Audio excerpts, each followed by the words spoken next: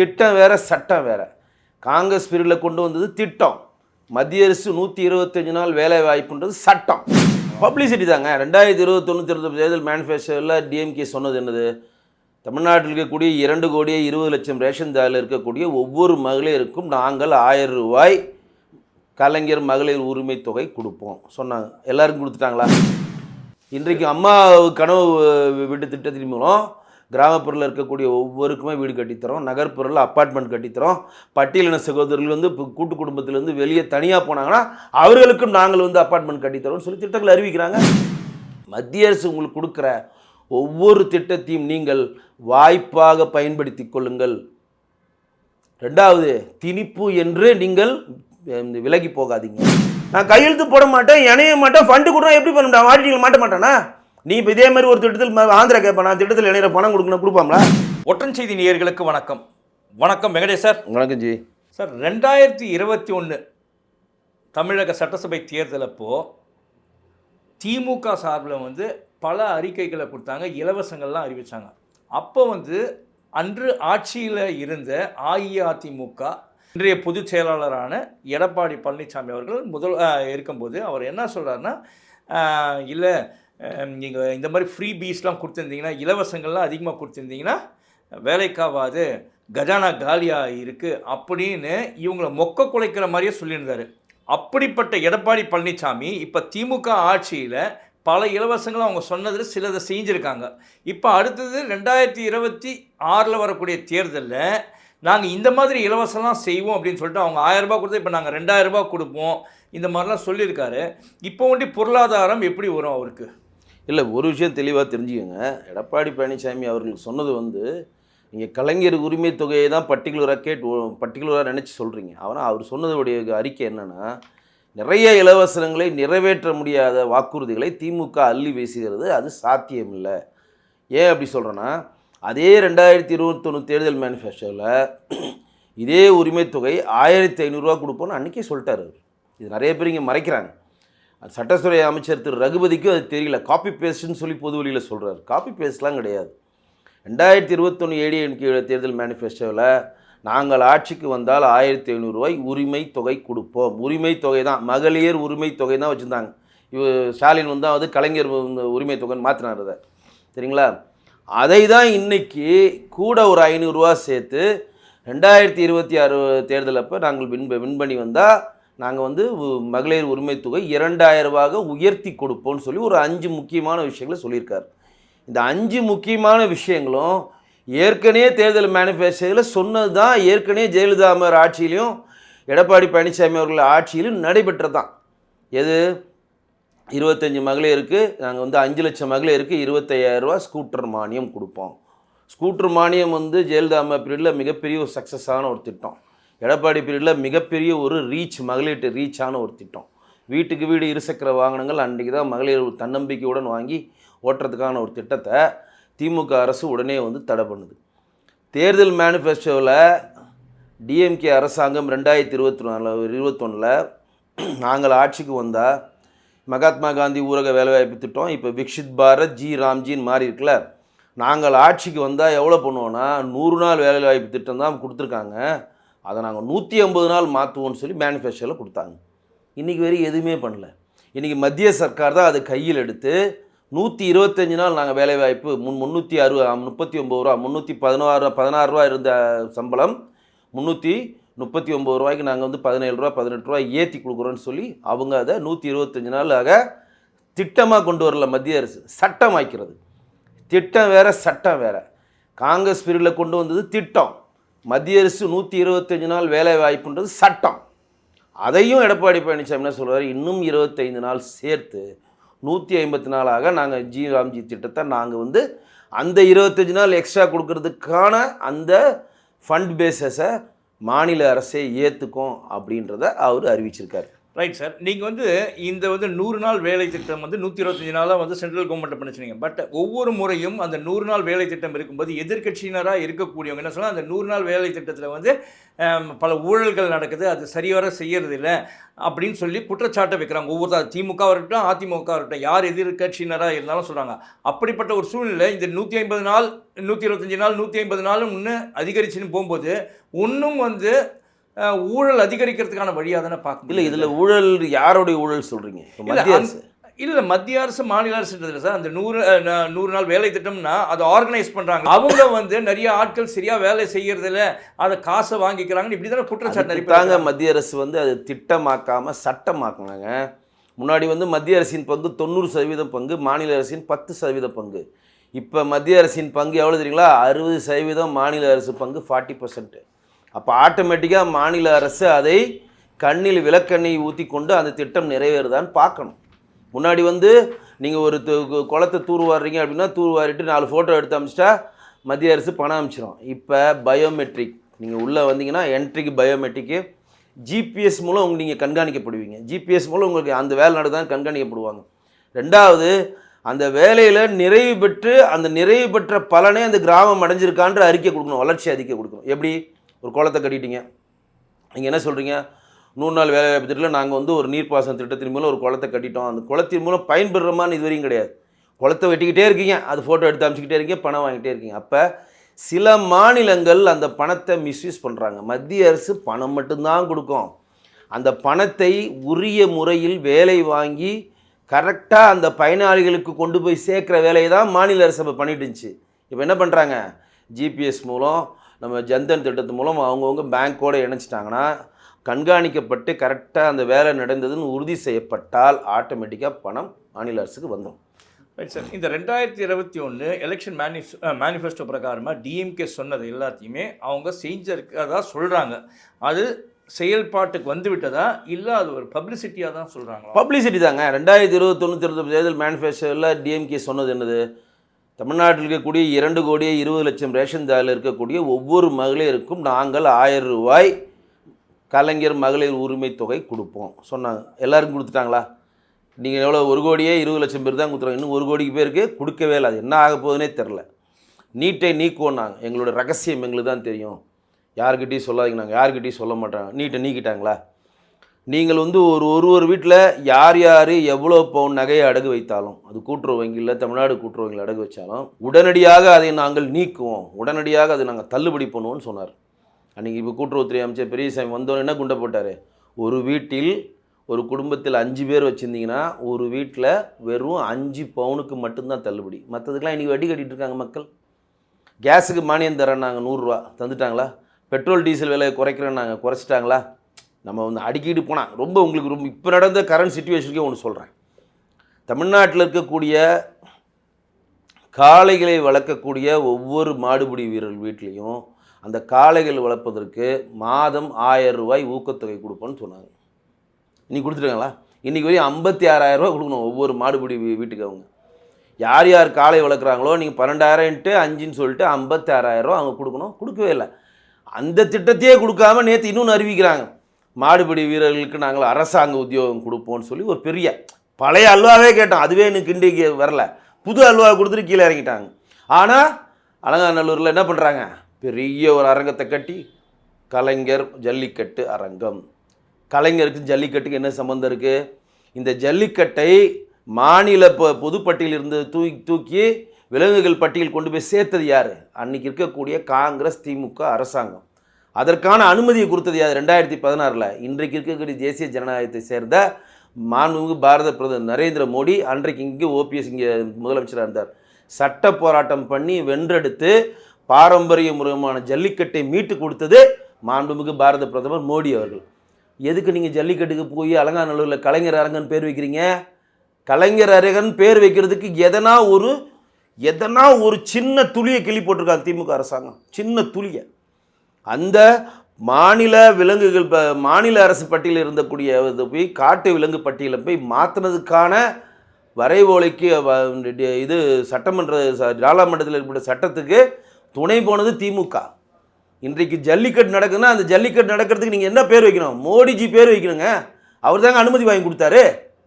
ஆனால் எனக்கு என்ன பேர் வைக்கிறீங்க? அதான் இல்லை, கலைஞர் அரங்கம்னு பேர் வச்சுட்டு காமெடி பண்ணுறீங்க. அதுக்கு மட்டும் அவங்களுக்கு பணம் இருக்குது, அந்த அரங்கத்தை பெருசாக கட்டும். யாருமே கோரிக்கை வைக்கல. ஜல்லிக்கட்டு டெய்லி நடக்குதா? 3 நாள் தான் நடக்குது.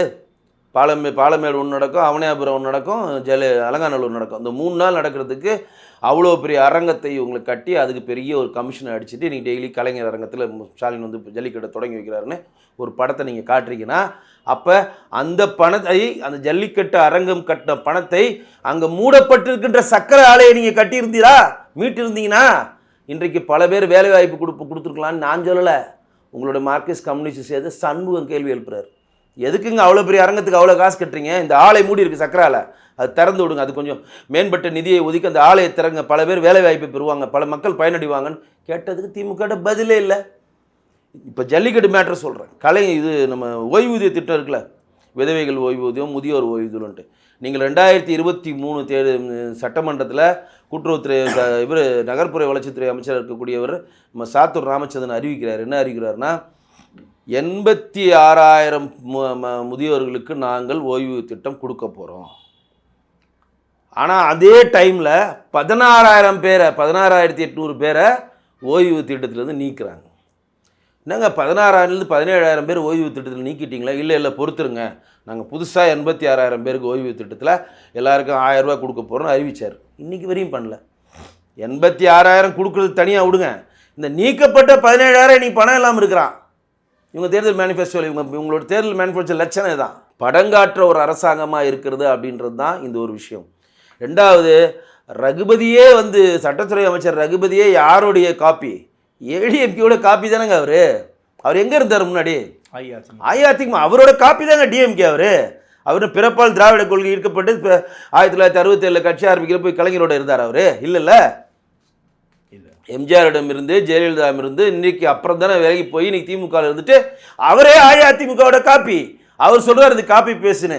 1,500 ரூபா 2021 தேர்தல் மேனிஃபெஸ்டோல ஏடிஎம்கே கொடுத்தா இல்லையா? அப்புறம் எப்படி அவர் வந்து டிஎம்கேவோட காப்பி பண்றாரு நீங்கள் பொதுவெளியில் சொல்ல முடியும்? எப்படிங்க சொல்ல முடியும்? ஸ்கூட்டர் மானியம் டிஎம்கே திட்டமாங்க?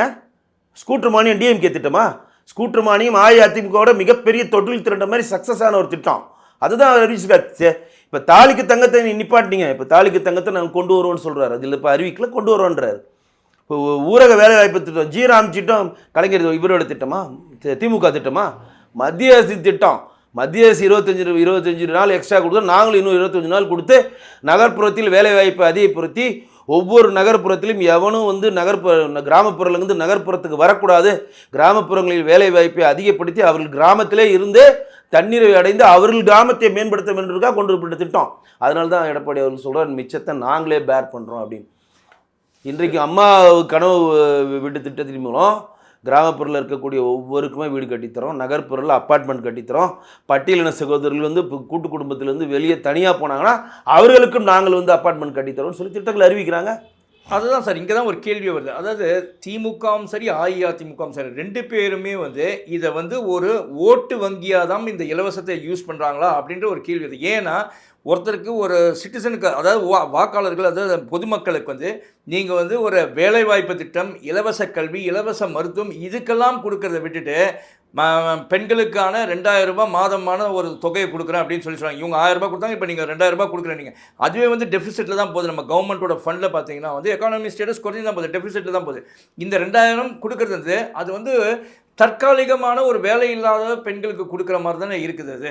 பட் அது அதனால் என்ன பெனிஃபிட் இருக்குது சார்? 2,000ன்றது அவங்க வந்து யூஸ் பண்ணாங்க, அது வெறும் உங்களுக்கு வாக்காக தான் நீங்கள் எடுக்கிறீங்க. அது திமுகவாக இருக்கட்டும் அஇஅதிமுகவாக இருக்கட்டும், இந்த இலவசம்ன்றது இந்த 2,000 ரூபாய் நீங்கள் வாக்குக்கோசம் தான் நீங்கள் அறிக்கையை குடிக்கிறீங்க வழியே. அதனால் முக்கியமாக பயன் அடைகிறாங்களா? இல்லை, பயனடையாமலாம் மக்கள் இவ்வளோ தூரம் வந்து மகிழ்ச்சியாக இருக்க மாட்டாங்க. முதல்ல வந்து ஒரு தேவையானவர்களுக்கு தேவையான இலவசங்களை கொடுக்க வேண்டியது ஒரு அரசாங்கத்தினுடைய கடமை. அது இலவசம்னு சொல்லக்கூடாது, விலை இல்லாமல் கொடுக்கணும் அப்படின்னு தான் சொல்லுவேன். ஏன்னா நீங்கள் வந்து ஒரு lower middle class, upper middle class, higher profile, low profile அப்படின்னு இருக்கப்போ இந்த லோயர் மிடில் கிளாஸுக்கும் அப்பர் மிடில் கிளாஸுக்கும் இடையில ஒருத்தர் இருப்பான். அவன் வந்து இந்த பக்கம் வர முடியாது, அந்த பக்கம் இருக்கவனுக்கு அவன்ற மாதிரி அந்த குடும்பத்தில் சேர்ந்தவர்கள் கிட்டத்தட்ட 70% பேர் இங்கே இருப்பாங்க. அவர்களுக்கு இந்த காசு வந்து ஒரு உறுதுணையாக இருக்கும். ஒன்று. ரெண்டாவது வந்து இன்றைக்கு இந்தியா ஃபுல்லாக தண்ணீர் பெற்று நாடாக இந்தியா மாறிடுச்சு உணவு உற்பத்தியில். இன்னைக்கு கரீப் கல்யாண் யோஜனா திட்டத்தில் இந்தியா ஃபுல்லாக 85 கோடி பேருக்கு நம்ம இலவசமாக 20 கிலோ அரிசியும் 1 கிலோ கோதுமையும் தரோம். நீங்கள் கேட்கலாம், நீங்கள் ஏன் இன்னும் தரீங்க, உணவுக்கு நான் உணவுக்கு வந்து சம்பாதிக்க முடியாமல் இருக்காங்க, இலவசமாக ஏன் கொடுக்குறீங்க? அந்த இலவசமாக கொடுக்குற அந்த கான்செப்ட் இல்லை, நம்மக்கிட்ட எக்ஸஸாக இருக்குது. நீங்கள் தன்னிறைவு பெற்ற நாடாக இந்தியா மாறிடுச்சு. நெல் உற்பத்தியில், கோதுமை உற்பத்தியில் எக்ஸஸாக இருக்க பணத்தை வச்சு என்ன பண்ணுவீங்க? ஏற்றுமதியை மீறி நம்ம எக்ஸஸாக இருக்கிறதா நம்ம அதற்குன்னு ஒரு ஃபண்டை ஒதுக்கி இலவசமாக கொடுக்குறோம். ஒன்று, விவசாயிகளுக்கு குறைந்தபட்சம் ஊதியம் எம்எல்சின்னு சொல்லப்படுகிற குறைந்தபட்ச ஆதார விலையில் நீங்கள் நெல்லை கொள்முதல் பண்ணுறதுனால தான் இந்தியா ஃபுல்லாக எல்லா விவசாயிகளும் மும்போல் நெல்லை விளைவிக்கிறாங்க. ஏன்னா யார் வாங்குறது? ப்ரைவேட் செக்டர் வாங்குறதில்ல, கவர்மெண்ட்டே அதை வாங்குது. கோதுமை கவர்மெண்ட்டே வாங்கிக்குது. அப்போ கன்ஃபார்மாக இந்த குறைந்தபட்ச ஆதார விலையில் ஒரு நெல்லை நம்ம விளைவித்தால் இவ்வளோ பணம் கிடைக்கும். அப்போ முப்போகம் விளையுது, கவர்மெண்ட்டே அதை பர்ச்சேஸ் பண்ணி யாருக்கு கொடுக்குது? இந்தியாவில் இருக்கக்கூடிய 85 கோடி மக்களுக்கு இலவசமாக 20 கிலோ அரிசியும் 1 கிலோ கோதுமையும் கொடுக்குது. அதை பேரை மாற்றி கரீப் கல்யாண் யோஜனா திட்டத்தின் மூலம் தான் தமிழ்நாட்டில் 20 கிலோ அரிசியும் 1 கிலோ கோதுமையும் கொடுக்கப்படுகிறது. மாநில அரசு என்ன பண்ணுதுன்னா, அதோடைய பங்கு 33 ரூபா 1 கிலோ அரிசி, 30 ரூபா மத்திய அரசின் பங்கு, மாநில அரசு 3 ரூபா பங்கு. ஆனால் நாங்கள் வந்து 33 ரூபா நாங்கள் தான் செலவு பண்ணுற மாதிரி, மாண்புமிகு முதலமைச்சர் மு க ஸ்டாலின் தான் இலவச 20 கிலோ வரங்கிற மாதிரி ஒரு கட்டமைப்பை மக்களிடம் பிம்பத்தை ஏற்படுத்தியிருக்காங்க. மத்திய சர்க்கார் என்ன சொல்லுதுன்னா, எங்கெங்கு வந்து ரேஷன் கடை இருக்குதோ அங்கெல்லாம் இந்த கரீப் கல்யாண் யோஜனா திட்டத்தின் மூலம் மத்திய அரசு 20 கிலோ அரிசியும் 1 கிலோ கோதுமையும் ஃப்ரீயாக தருதுன்றதை வலியுறுத்தி ஒரு செல்ஃபி பாயிண்ட் வைக்கணும்னு அனுமதி கேட்குது ரேஷன் கடையில். மோடியோட ஃபோட்டோ போட்டு செல்ஃபி பாயிண்ட், இந்த அரிசி மத்திய அரசால் தர. ஆனால் அந்த செல்ஃபி பாயிண்ட் வைக்கிறதுக்கு இங்கே இருக்கக்கூடிய தென் மாநிலங்களில் இருக்கக்கூடிய பெரும்பாலான மாநிலங்கள் அனுமதி தரலை. கர்நாடகா தரமாட்டேங்குது, கேரளா தரமாட்டேங்குது, குறிப்பாக தமிழ்நாடு தரவே மாட்டேங்குது. ஏன்னா மத்திய அரசு தான் இது தருது அப்படின்றத கொண்டு போய் சேர்த்துருவோன்ற பயம். அப்போ இன்றைக்கு முப்போகம் விளையதுனால நம்ம வாங்கிக்கிறோன்னு சொல்கிறோம்ல, அதே மாதிரி தான் இலவசங்களும் நமக்கு எக்ஸஸ். அதுதான் எடப்பாடி அருமையாக அவர் சொன்னார். நாங்கள் வந்து 2021 வரையும் ஆட்சி பிடிக்கிறப்ப 1967 2021 வரையுமே 5.5 லட்சம் கோடி கடன் தான். இப்போ 21 25 5 வருஷத்தில் இன்னும் 5.5 லட்சம் கோடி கடன் வாங்கியிருக்கீங்க. இதுக்கு பொருளாதார நிபுணத்துவம் ஒரு குழு அமைக்கிறன்ற ஓய்வு பெற்ற ரிசர்வ் பேங்கினுடைய கவர்னர் ரகுராம் ராஜன் தலைமையில் ஒருத்தர் போட்டிங்க. அவர்கள் அந்த குழு வேலை செய்தா, அந்த குழு இருக்கா, செத்து போச்சான்னு இன்னும் தெரில. தமிழ்நாட்டினுடைய வளர்ச்சி வீதம் கம்மியாகிட்டே இருக்குது, கடன் அதிகமாகிட்டே இருக்குது. அப்போ நீங்கள் எப்படி தருவீங்க அப்படின்ற ஒரு கேள்வி அவர் எழுப்புறப்ப தான் டபுள் சர்க்கார் இன்ஜின் நல்லதுக்கு செஞ்சுங்க. இப்போ மத்திய அரசினுடைய மாநில அரசினுடைய போக்கு மிக மிக இடைவெளியோடு போகுது. ஒவ்வொரு முறையும் வந்து மத்திய அரசு சொல்கிறது இவங்க கேட்காம இவங்க தன்னாட்சி என்ன நாங்களே பார்த்துக்குறோம். இப்போ சம்ஸ்கிருத சித்தா நிதி அபியான் திட்டத்து 2700 கோடி நீங்கள் வரல அப்படி நாங்களே 2700 கோடி பட்ஜெட்லேருந்து கொடுத்துருக்கோம், நாங்கள் வந்து மும்மொழி கொள்கை ஏற்றுக்க மாட்டோன்னு சொல்லி ஒரு படத்தை ஓடிட்டு இன்றைக்கி நிதி வேணும்னு சொல்லி தட்டிட்டு இருக்காங்க. இல்லை, அந்த மும்மொழி கொள்கையை நீங்கள் வந்து இன்சிஸ்ட் பண்ணுறதுனால தானே சரி இவங்க ஒதுக்குறாங்க. அது ஏன் நீங்கள் இன்சிஸ்ட் பண்ணுறீங்க? ஒரு நிதியை கொடுக்குறது ஏன் மும்மொழி கொள்கையை அங்கே கொண்டாந்து திணிக்கணும்? திட்டமே அதாங்க. மும்மொழி கொள்கைன்றது நிதி திரிப்பு இல்லைங்க. புதிய தேசிய கல்விக் கொள்கைன்றது ஒரு கட்டாய கல்வி, தாய்மொழி கல்வியை வந்து 8ஆம் வகுப்பு வரை நீங்கள் படிக்கணும், இது ஒரு ரூல். 2வது இங்கிலீஷ் படிக்கிறீங்க. 3வது இந்தியாவில் இருக்கக்கூடிய 22 அட்டவணையில் வைக்கப்பட்ட மொழிகள் ஏதாவது ஒரு மொழியை நீங்கள் படிக்கணும். இது வந்து ஃபார்முலா, இதுதான் ரூல். இந்த ரூல் படி தான் நீங்கள் இதில் வர முடியும். ஒரு திட்டம் போட்டு தான் மத்திய அரசு என்ன பண்ணுது? தமிழ்நாட்டுக்கு மட்டுமா திட்டம் போடுது? இந்தியாவில் இருக்கக்கூடிய 27 மாநிலம் 7 யூனியன் பிரதேசத்துக்கு சேர்ந்த ஒரு திட்டத்தை அவங்க கொடுக்குறாங்க. அந்த திட்டத்தை நான் ஏற்றுக்கிறேன், நீங்கள் கையெழுத்து போட்டு 1 மாதம் வாங்கிறீங்க. 2வது மாதம் சைன் பண்ணுறப்ப என்ன பண்ணுறீங்க? பிஎம்சி திட்டத்தில் நாங்கள் ஏற்றுக்க முடியாது அப்படின்றப்ப ஃபண்டு ஸ்டாப் ஆகுது. இந்த திட்டத்தை ஏற்றுக்கொண்டால்தான் அந்த ஃபண்டு வரும். இப்போ நிர்பயா நிதின்னு ஒரு நிதி கொடுக்குறான் மத்திய அரசு, ஏன்னா மகளிருடைய பாதுகாப்பு கருதி. அந்த திட்டத்தை நீங்கள் யூஸ் பண்ணவே இல்லை, பணத்தை நீங்கள் யூஸ் பண்ணலன்னா எனக்கு வந்து இங்கே பட்டியலின சகோதரர்களுக்கு மேம்பாட்டுக்கான ஃபண்டு கம்மியாக இருக்குது, இந்த திட்டத்தின் பணத்தை எடுத்து இதில் போட்டு செலவு பண்ணிக்கிறேன்னு சொன்னால் ஆடிட்டிங்கில் மாட்டிப்பீங்க. சிஏ ரிப்போர்ட்டில் உங்களுக்கு வந்து கேள்வி கேட்கும். அப்போ என்ன பண்ணுவீங்க? நீங்கள் எவ்வளோ வரை யூஸ் பண்ணுறீங்களோ யூஸ் பண்ணிவிட்டு மிச்ச பணத்தை என்ன பண்ணணும்? மத்திய அரசுக்கு திருப்பி அனுப்பணும். அதே மாதிரி தான் மத்திய அரசினுடைய பிஎம்ஸ்ரீ பள்ளி திட்டத்தில் ஒரு அங்கமாக இருக்கக்கூடிய சம்ஸ்கிருத சிவா ஆதித்யா அதிவியான திட்டம், அனைவருக்குமான ஒரு கல்வி, கட்டாய கல்வின்னு வாஜ்பாய் அவர்கள் கொண்டு வந்த திட்டத்தில் தான் இது. அப்போ ஒரு மாடல் ஸ்கூலை எடுத்துகிட்டு வந்து ஒரு ப்ரைவேட் செக்டார் ஸ்கூலுக்கு என்னென்ன ஃபெசிலிட்டிஸ் நீங்கள் கொடுக்குறீங்களோ அதே ஃபெசிலிட்டிஸை பிஎம்ஸ்ரீ பள்ளி கொடுக்குறாங்க அப்படின்ற ஒரே காரணத்துக்காக திமுக முதலாளிகளால் வந்து நடத்தப்படும் பள்ளிகள் பாதிக்கப்படுன்ற ஒரே விஷயத்துக்காக தான் இவர்கள் என்னது மொழி கொள்கையை பிடிச்சி தொங்குறாங்க. சரி, நீங்கள் கேட்டீங்க ஒரு அருமையான கேள்வி, என்ன ப்ராப்ளம்? இப்போ திமுக வந்து மொழி பற்றாளர்கள் தானே, தமிழ் மேல் பற்று உள்ளவர் தானே. பராசக்தி படம் சொந்த காசில் எடுத்து சூனியம் வைக்கிறவங்க தானே, அதில் மாற்று இல்லைல்ல. அப்போ திமுகவுடைய மாண்புக்கு முதலமைச்சர் பொண்ணு செந்தாமரை நடத்துகிற சன்ஷைன் பள்ளியினாகட்டும், துரைமுருகன் நடத்துகிற பள்ளியினாகட்டும், ஏவாவல்லி பள்ளிகளாகட்டும், நம்ம ஜெகத் ரட்சகன் பள்ளிகளாகட்டும், திண்டுக்கலை பெரியசாமி பள்ளிகளாகட்டும், இன்னும் கேஎன் நேருன்னு சொல்லுகிற எல்லா திமுகவுடைய அமைச்சர் எம்எல்ஏ நடத்துகிற சிபிஎஸ்சி ஸ்கூல் பள்ளியில் நாங்கள் கொள்கை வீரர்கள், இருமொழியை தான் கற்றுக் கொடுப்போம், சிபிஎஸ்சி சிலபஸை ஃபாலோ பண்ணி நாங்கள் மும்மொழி கற்றுக் கொடுக்க மாட்டோம்னு சொல்ல தில்லு இருக்கா, திராணி இருக்கா, வக்கு இருக்கா? அங்கே நீங்கள் என்ன சொல்லணும்? நாங்கள் தமிழக அரசின் ஒரு அங்கம், சமச்சீர் கல்வி, தமிழக அரசின் புதிய கல்வி திட்டத்தை கொண்டு வந்திருக்கோம், அதை தான் இதில் அமல்படுத்துவோம், அதுதான் நீ படிக்கணும், இருமொழி கொள்கை தான் நீ படிக்கணும், நீ 50 லட்சம் கட்டினாலும் உனக்கு இருமொழி கொள்கை தான். சொல்ல துப்பு இருக்கா உங்களுக்கு? துப்பு கட்டவங்களா? என்ன ஏமாத்துறீங்க? தமிழ்நாட்டில் கிட்டத்தட்ட 52 லட்சம், இன்றைக்கி 46 லட்சம், 6 பேர் குறைஞ்சிட்டான். 46 லட்சம் அரசு பள்ளி மாணவர்கள் வேறு மொழியை படிக்க முடியாமல் திண்டாடுறாங்க. ஏங்க அந்த வாய்ப்பு அவங்களுக்கு தரமாட்டேன்றீங்க? நீங்கள் உலகம் குளோபல் எவுது, குளோபல் எப்படி இருக்குது? கடிகன் பூங்குன்றான்னு சொன்ன மாதிரி இந்த உலகம் வந்துருச்சுங்க. யாதும் ஊரே யாவரும் கேளு. ஒத்த செல்ஃபோனில் ஒட்டுமொத்த உலகத்தை பார்க்கலாம். இங்கேருந்து நம்ம அவதார் படத்தை நம்ம விமர்சனம் பண்ணுறோமா இல்லையா? அந்த படத்தினுடைய டைரக்டர் கேமரூன் நம்ம இங்கேருந்து கொடுக்குறோமா இல்லையா? ஸ்பீல்பர்க் இங்கேருந்து நம்ம கொடுக்குறோமா இல்லையா? கமெண்டு என்ன ஸ்பீல்பர்க் படம் எடுத்துக்கிற அப்படின்னு கொடுக்குறோமா இல்லையா? உலகம் சுருக்கிடுச்சா இல்லையா? இன்றும் நான் மொழி, அதுதான் நான் நவோதயா பள்ளிகளுக்காக சுப்ரீம் கோர்ட் டிஎம்கே கூப்பிட்டு நறுக்குன்னு மண்டையில் கூட்டுச்சு. உங்களுடைய மொழி பற்றை சுப்ரீம் கோர்ட்டு கொண்டு வராத, மத்திய அரசு கொடுக்குற ஒவ்வொரு திட்டத்தையும் வாய்ப்பாக பயன்படுத்திக்கொள், திணிப்பு என்று மக்களை ஏமாற்றாதீங்க. நீங்கள் நவோதயா பள்ளிகளை 38 மாவட்டங்களையும் இடத்த தேர்வு பண்ணி கொடுன்னு சொல்லி சுப்ரீம் கோர்ட் ஆர்டர் எங்கே தூக்கி மச்சிக்கிறானுங்க மூஞ்ச. நவோதயா பள்ளி வந்தால் இவங்க பள்ளி எல்லாம் காலியாகிடும், உறைவிடத்தோட ஃப்ரீ. இதே பிஎம்சி பள்ளிக்கு அதே ஃபார்மா சிபிஎஸ்சி சிலபஸ் தான். மத்திய அரசு உங்களுக்கு கொடுக்குற ஒவ்வொரு திட்டத்தையும் நீங்கள் வாய்ப்பாக பயன்படுத்தி கொள்ளுங்கள். ரெண்டாவது, திணிப்பு என்று நீங்கள் விலகி போகாதீங்க. ரெண்டாவது இன்னொன்று சொல்கிறாங்க, மொழி பற்றை எங்களிடம் காட்டாதீங்க. இன்னும் மூணாவது அருமையான ஒரு சுப்ரீம் கோர்ட் கேட்டது, என் மாநிலம், என் மண், என் மொழி, என் இனம் சொல்வதை நிறுத்து, என் இந்தியா, என் நாடு. எப்படிப்பா எவ்வளோ அருமையான வேர்டு பாருங்கள். இவனுக்கு சொல்லுவானுங்க ஆகணும் அங்கே போயிட்டு என் மாநிலம், என் மண், என் மக்கள், என் மொழி, என் இனம். ஆமாம், நான் தமிழன் தான், ஆனால் பிறப்பால் நான் தமிழன், ஆனால் உணவால் நான் யார்? இந்தியன். இந்த உணர்வு உனக்கு இல்லைல்ல. இன்றைக்கி வரையும் அன்றைக்கி என்ன சொன்னீங்க? அடைந்தால் திராவிட நாள், இன்னெல்லாம் சுடுகாடு. இப்போ பிரச்சனையே இல்லைன்னு சொல்லுவார் மாண்பு முதலமைச்சர். எல்லாரும் வாங்க மாநில சுயாட்சி கேட்போம், மாநில சுயாட்சி சம்மந்தப்பட்ட ஒரு மாநாடு நடத்தும், அதுதானே பண்ணுறாங்க. இன்றைக்கி வரைக்கும் மாநில சுயாட்சியினுடைய அந்த வேண்டுகோள் நீர்த்து போகவில்லை, தள்ளி வைக்கப்படுகிறதுன்னு திமுக சொல்லுது. அன்றைக்கே திராவிடஸ்தான் வேணும்னு கேட்டார்லங்க பெரியார், கேட்டாரா இல்லையாங்க? அதுதான் சுப்ரீம் கோர்ட் கூப்பிட்டு நறுக்குன்னு கொட்டுச்சு. என் மண், என்னுடைய மொழி, என் இனம், என் மாநிலம் சொல்வதை முதல்ல நிறுத்து. கூட்டாட்சி தத்துவத்தின்படி இந்தியாவில் இருக்கக்கூடிய 27 மாநிலங்களில் தமிழ்நாடும் ஒரு மாநிலம். நீங்கள் பிஎம்சி பள்ளியில் நீங்கள் இணையலைன்னா அது ஒட்டுமொத்த இந்தியாவில் இருக்கக்கூடிய அனைத்து மாநிலங்களுக்கும் அனைத்து யூனியன் பிரதேசக்காக போடப்பட்ட ஒரு திட்டம். தமிழ்நாடுக்கு மட்டும் போட்டாங்களா?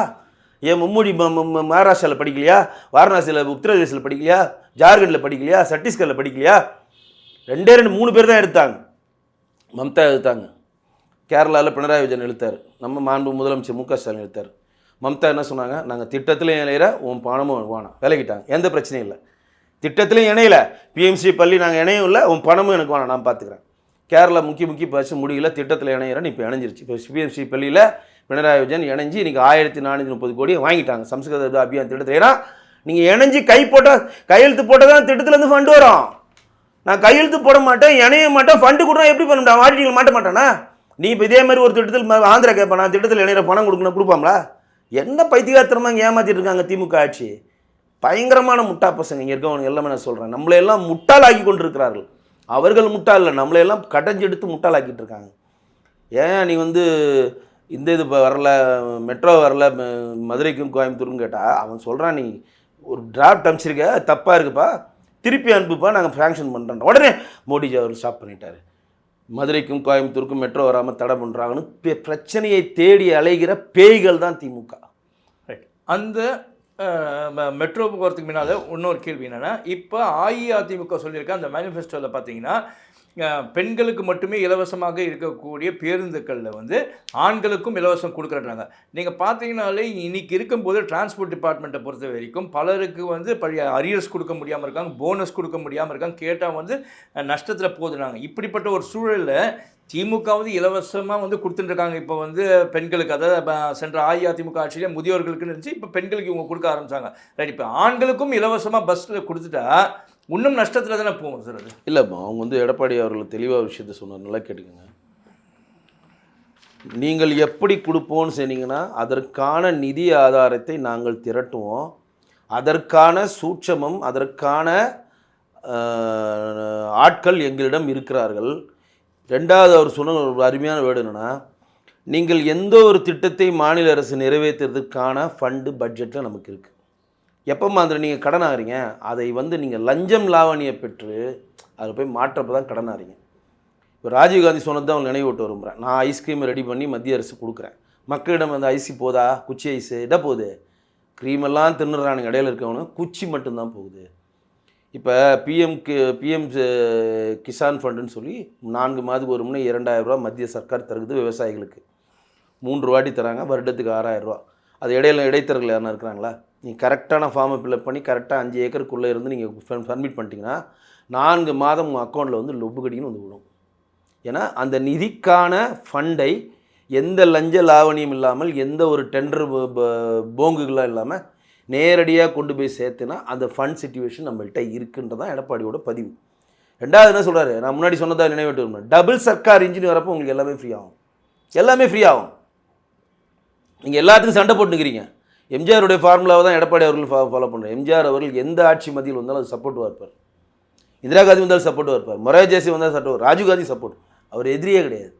ஏன்னா மத்திய அரசினோட இணக்கமாக போனால் தான் நம்ம மாநில அரசு வளர்ச்சி பெற முடியுன்ற ஃபார்முலாவை எம்ஜிஆர் தெளிவாக ஃபாலோ பண்ணார். அதுதான் எடப்பாடி அவர்கள் சொல்கிறார். டபுள் சர்க்கார் இன்ஜின் வந்தால் எல்லாமே சாத்தியம். இப்போ சாதாரண ஒரு சாமானியன் நம்மளே கேள்வி கேட்குறேன்னா, சார் ஏற்கனவே பெண்களுக்கு கொடுத்துருந்தீங்க, இப்போ ஆண்களுக்கு கொடுக்குறேன்றீங்க, ஏற்கனவே போக்குவரத்து மாநகர வந்து மாநகர பேருந்து வந்து நஷ்டத்தில் போயிட்டுருக்கு அப்படின்னு சொல்கிறோம். மாநகர பேருந்து நஷ்டத்தில் போயிட்டுருக்கு மட்டும்தான் நீங்கள் சொல்லிட்டு இருக்கீங்க. மாநகர பேருந்தை ப்ரைவேட் செக்டராக டிஎம்கே ஆக்கிட்டு இருக்குது, நிறைய பேருக்கு தெரியாது. பண்ணுறாங்க. இன்றைக்கி பேட்ரி வண்டி ஓடுற எல்லா பஸ்ஸுமே மாநகர பேருந்தினுடைய தமிழ்நாடு கவர்மெண்ட் ஸ்டாஃப்ஸ் ஓட்டுறதில்ல, அது ப்ரைவேட் செக்டர் இருக்கக்கூடிய எம்ப்ளாயிஸ் தான் ஓட்டுறாங்க. அந்த பேட்ரி வண்டியை மெயின்டைன் பண்ணுறதுக்காக 2 பணிமணிக்கும் தனியாருக்கு தாரை வார்த்து கொடுத்தாச்சு. ஒரு ஊர்லேருந்து சின்ன சின்ன ஊருக்கு போகிற சிற்றுண்டு பேருந்தை ப்ரைவேட் செக்டருக்கு கொடுத்தாச்சு. படிப்படியாக இவங்க ப்ரைவேட் செக்டருக்கு வந்துட்டுருக்காங்க. சரிங்களா? எடப்பாடி அவர்கள் ரொம்ப தெளிவாக சொல்கிறார், நாங்கள் லஞ்சம் லாவணியம் இல்லாமல் திட்டத்துக்கு போடப்பட்ட அனைத்து பணத்தையும் திட்டத்திற்கே செலவு பண்ணால் இது சாத்தியம். சரி சார், நெக்ஸ்ட் என்ன, அம்மா இல்லம் திட்டமாக கொண்டாடுறதா சொல்லி எடப்பாடியார் சொல்லியிருக்கார். அதாவது அரசு நிலங்களை வாங்கி அதை வந்து வீடு கட்டி கொடுப்போம் இல்லாதவங்களுக்கு அப்படின்றாங்க. இது சாத்தியமா? அதாவது அரசு நிலத்தை வாங்குறோன்னும் போது, அப்போ வாங்குறன்னும் போது அங்கே புரோக்கரேஜு, அரசு நிலத்தை வாங்குறதுன்னு பேர் இருக்கும், அங்கே கண்டிப்பாக ஊழல் நடக்கும் சார். இதை வந்து ஒரு செயல்பாட்டுக்கு கொண்டாட முடியுமா? இல்லைங்க, இதெல்லாம் வந்து நடைமுறையில் இருந்த திட்டங்கள் தாங்க, புது திட்டங்கள் கிடையாது. இன்றைக்கி வந்து ஆவாஸ் யோஜனா திட்டம்னு ஒன்று இருக்குது. மத்திய சர்க்காரோடைய மோடி சர்க்காரோடைய பெண்களுக்காக, குறிப்பாக சொல்லப்போனால் அவங்க வந்து அந்த 70% வீடுகள் வந்து பெண்கள் பேர் தான் ரிஜிஸ்டர் பண்ணுறது. அதில் அந்த ஆவாஸ் யோஜனா திட்டத்தில் மாநில அரசு இணையுது, 60-40 மாதிரி அதுலேயும் இணைஞ்சு அவங்க ஃபண்டும் கொடுக்குறாங்க. அதை வச்சு அங்கே வந்து ஆவாஸ் யோஜனா திட்டத்தில் மத்திய அரசு எப்படி கொடுக்குறதோ, இப்போ அதிலேருந்து அது மோடி வீடுன்னு பேர் வர்றதுனால அதையும் திமுக அரசாங்கம் ஏற்றுக்காமல் கலைஞர் வீடு கட்டும் திட்டம்னு ஒன்று ஆரம்பிக்கிறாங்க. சும்மா பேருக்கு ஆரம்பித்து ஒரு 5000 வீடை கட்டி கொடுத்துட்டு நாங்கள் இவ்வளோ பேர் வீடு கட்டி கொடுத்தோன்னு ஒரு இன்ஃப்ராஸ்ட்ரக்சர் உருவாக்குறாங்க. ஆனால் அந்த கலைஞர் வீடு திட்டத்துக்கு முன்னாடியே அம்மா வீடு கட்டு திட்டம் முன்னாடியே இருந்துச்சு, ஜெயலலிதா பீரியட்லேயே இருந்துச்சு. பசுமை வீடுகள்னு சொல்லுவாங்க. அதை ஃபுல்லாக அவங்க கட்டி கொடுத்துருந்தாங்க. அதை இன்னும் எக்ஸ்ட்ரா பண்ணித்தரேன்னு சொல்லி அவர் சொல்லியிருக்கார். அதான் சொல்கிறேனே, லஞ்சம் லாவண்யம் இல்லாமல் ஒரு ஆட்சி தமிழ்நாட்டில் நடைபெற்றால் எடப்பாடி அவர்கள் அறிவித்த அனைத்து திட்டங்களையுமே ஈஸியாக செயல்படுத்துகிற ஒரு திட்டம் தான். Right sir. அடுத்து வந்து பெண்களுக்கு கொடுக்குறதா சொல்லியிருக்காங்க. அதில் வந்து 25,000 ரூபாய் மானியத்தோட 5 லட்சம் பேருக்கு கொடுக்குறாங்க. அந்த 5 லட்சம் பெண்களை வந்து கொடுக்குறன்னும் போது அவங்களை என்ன கிரைட்டீரியாவில் வந்து அந்த 5 லட்சம் பெண்கள், இதுவும் நான் முன்னாடி சொன்ன பதிவு தாங்க. இது ஏற்கனவே ஜெயலலிதா பீரியட்லையும் எடப்பாடி அவர்களையும் சக்ஸஸ் ஆன ஒரு திட்டம். இல்லை, அதான் என்ன கிரைட்டீரியாவில் கொடுக்க, அது வந்து அதுக்குன்னு ஒரு வருமான உச்சவரம் வச்சுருப்பாங்க, தாசில்தார்ட்ட வச்சுருப்பாங்க. அதெல்லாம் போன வாட்டி இருந்தால் ஃபாலோ அப் சார். இந்த திட்டத்தை கலைஞர் மாண்புமிகு முதலமைச்சர் திரு மு க ஸ்டாலின் நிறுத்தியதால் அது ரொம்ப சக்ஸஸான திட்டம். அம்மா கிளினிக்கை நிப்பாட்டினாங்க, இந்த ஸ்கூட்டர் திட்டத்தை நிப்பாட்டினாங்க, தாலிக்கு தங்கத்தை நிப்பாட்டினாங்க. அவங்க நிப்பாட்டாத ஒரே ஒரு விஷயம், பராமரிக்காத ஒரே விஷயம் அம்மா உணவகம் மட்டும்தான். அது அவங்களால தொட முடியலன்னா தொட்டால் சாமானியம் கொந்தளிச்சிருவான். சாமானியர்களுக்கெல்லாம் கோபம் வந்ததுனால அது தொடாமல் இருக்காங்க, பராமரிக்காகவும் விட்டாங்க. தொடவும் இல்லை, பராமரிக்கவும் இல்லை. அது அப்படியே சிதிலம் அடைஞ்சு அப்படியே பேருக்குன்னு ஒரு திட்டம் இருக்குது. அது மாதிரி இந்த தாலிக்கு தங்கம் திட்டமாகட்டும், இன்றைக்கு 5 லட்சம் பேருக்கு ஸ்கூட்டர் கொடுக்குற திட்டம்லாம் ஏற்கனவே ஏடிஎம்கே பீரியடில் சக்ஸஸான திட்டங்கள். அதை வந்து இம்ப்ளிமெண்ட் பண்ணுறதுக்கான கேட்டகரியை அன்றைக்கி இருந்த ஃபார்முலாவை தான் இப்பயும் ஃபாலோ பண்ணுவாங்க. ரைட். அப்போ ஏன் அந்த போன வாட்டி அம்மா அவங்க வந்து கொண்டாந்து ஜெயலலிதா அம்மையார் பீரியடில் இருந்தது, இந்த ஆட்சியில் ஏன் அதை வந்து ஸ்டாப் பண்ணாங்க? அதை ஏதாவது குறைபாடு பண்ண மாட்டாங்களா? ஜெயலலிதா பீரியடில் இருந்த எந்த திட்டத்துக்கும் பண்ணால் அவங்க பேர் வாங்கிக்கலாம். இப்போ அம்மா நீங்கள் என்ன சொல்கிறீங்க, இப்போ சாப்பாடு போடுறத அதுக்கு ஃபஸ்ட்டு ஆரம்ப புள்ளி வைத்தது சைதை துரைசாமி தான். அவங்க வீட்டில் ஆரம்பித்தார். அவர் தான் முதல்ல வீட்டில் யார் யாருக்கு வந்து சாப்பிடாமல் இருக்காங்களோ அவங்க வந்து இலவசமாக சாப்பிட்றதுக்கான ஒரு திட்டத்தை கொடுத்து 50 பைசா 10 பைசான்னு ஏதோ ஒன்று கொடுத்து நீங்கள் சாப்பிட்டு போங்கன்னு சொல்லி அவர் சைதாப்பேட்டை வீட்டில் ஆரம்பித்த திட்டம் தான். அவர் சென்னை மேயராக இருக்கப்போ அம்மாவிடம் சொல்லி அது அம்மா உணவுன்னு சொல்லி ஸ்டார்ட் பண்ணாங்க. அந்த திட்டம் வந்து அம்மாவுடைய இப்போ எப்படி பெருந்தலைவர் காமராஜருக்கு வந்து கல்விக்கண் திறந்த காமராஜர்னு ஒரு மைல் ஸ்டோனோ, எப்படி எம்ஜிஆர் அவர்களுக்கு வந்து சத்துணவு திட்டம்னு ஒரு மைல் ஸ்டோனோ, எப்படி வந்து ரிக்ஷாக்காரர்களை ஒழித்தோன்னு சொல்லி கலைஞருக்கு ஒரு மைல் ஸ்டோனோ. அப்போ வந்து கை ரிக்ஷா இழுத்துருந்தாங்க, உங்களுக்கு தெரியும். அந்த கை ரிக்ஷா மனிதனை இழுக்கக்கூடாதுன்னு சொல்லி கலைஞர் தான் அதை ஒழித்து ரிக்ஷா வாங்கி கொடுத்தாரு எல்லாருக்கும். அதெல்லாம் உண்மை, ஒத்துக்கலாம் நம்ம. அதே மாதிரி ஜெயலலிதா அம்மையாவுக்கு 2 திட்டம் மைல் ஸ்டோன் திட்டம். ஒன்று அம்மா உணவகம், இன்னொன்று தொட்டில் குழந்தை. அந்த தொட்டில் குழந்தை திறந்தனால தான் இன்றைக்கு பெண் பிறப்பு பிறக்கிறதே தப்புன்னு சொல்லி கள்ளிப்பால் வச்சு கொள்கிற ஒரு காலகட்டத்தில் ஆச்சு. அது முஸ்லம்படிலாம் நிறைய நடந்துச்சு. அந்த மாதிரி உங்களுக்கு பெண்ணு பிடிக்கலையா, நீங்கள் அரசு காப்பகத்தில் தொட்டில் குழந்தையில் போட்டிருங்கன்னா இன்றைக்கு அது தேவையே படாத அளவுக்கு நல்ல அறிவுபூர்வமான சுதந்திரம். ஏன்னா நீங்கள் குழந்தை பெற்றுக்கிறதே சாதனை ஆகிடுச்சு. அது ஆணோ பெண்ணோ ஒரு குழந்தை இருந்தால் போதும்னு நினைக்கிற மாதிரி இன்றைக்கி வந்து நம்மளுடைய உணவு பழக்க வைக்கிறதுனால இன்றைக்கு ஹாஸ்பிட்டல் பெறுனதை விட குழந்தையை வந்து நாங்கள் பெருகித்தரோம். உங்கள் குழந்தையை பெற்றுக்கொள்றதுக்கான ஹாஸ்பிட்டல் தான் இன்றைக்கி பெருகி போச்சு. இன்றைக்கி அப்படி தானே இருக்குது. இன்றைக்கி ஆண் பெண் பேதம் யாருன்னா பார்க்குறாங்களா? எதுனோ குழந்தை இருந்தாலும் போதும், அந்த நிலைமைக்கு நம்ம வந்துட்டோம். இன்றைக்கி நம்மளோட உணவு பழக்க வழக்கங்கள், நம்மளுடைய மேற்கிந்திய வாழ்வியல் முறை, நம்ம வந்து நம்மளை நாமே முன்னேற்றிக்கிறோம்னு சொல்லிட்டு இன்றைக்கி குழந்தை பிறக்கிறது ஒரு சாதனை மாதிரி கொண்டு வந்துட்டாங்க. அந்த திட்டம் இதுவும் மிகப்பெரிய இப்படி மைல் ஸ்டோனும். அப்போ அம்மா உணவு திட்டத்தை நம்ம தொட்டுட்டா சாமானியனாக அங்கே சாப்பிட்றவங்களாம் வந்து காரி துப்பிடுவோம். அதையும் ட்ரை பண்ணாங்க. 2021 ஆட்சிக்கு வந்த 1 மணி நேரத்தில் டிஎம்கேக்காரங்க எல்லாம் அம்மா ஹோட்டலையும் உடைச்சாங்க தெரியுமா? அவங்களுக்கு என்ன நினைவு இருக்கா? தெரியும். போர்டை உடைச்சு அங்கே இருக்க ஸ்டாஃப்லாம் அடித்து துரத்துனாங்க.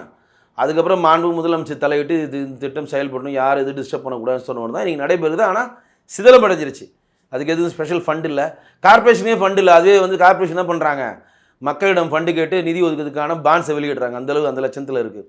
அப்போ இந்த திட்டங்கள்லாம் ஏற்கனவே சக்ஸஸ் ஆன ஒரு திட்டம், அதை நம்ம திருப்பி கொண்டு வருது. ஏன்னா இதெல்லாம் அம்மாவுடைய மைல் ஸ்டோன்ஸை திருப்பி கொண்டு வரணும்னு நினைக்கிறாங்க. கண்டிப்பாக தேசிய ஜனநாயக கூட்டணியில் எடப்பாடி பழனிசாமி அவர்கள் தமிழ்நாட்டு முதலமைச்சராக 2021 ஏறுவார். அவர் மூலம் இந்த திட்டங்கள் எல்லாம் எந்தவித கடனும் இல்லாமல், லஞ்ச லாவணியம் இல்லாமல் செயல்படுத்தப்படும். அஇஅதிமுக பொதுச் செயலாளரான திரு எடப்பாடி பழனிசாமி அவர்கள் 2026 தேர்தலை முன்னிட்டு அவர் வெளியிட்டுள்ள எலெக்ஷன் மேனிஃபெஸ்டோ சம்பந்தப்பட்ட கேள்விகளை நாங்கள் முன்வைத்தோம். அந்த கேள்விகளுக்கு பொறுமையாக இருந்து பதிலளித்தமைக்கு நன்றி சார். நன்றி. நன்றி நேயர்களே.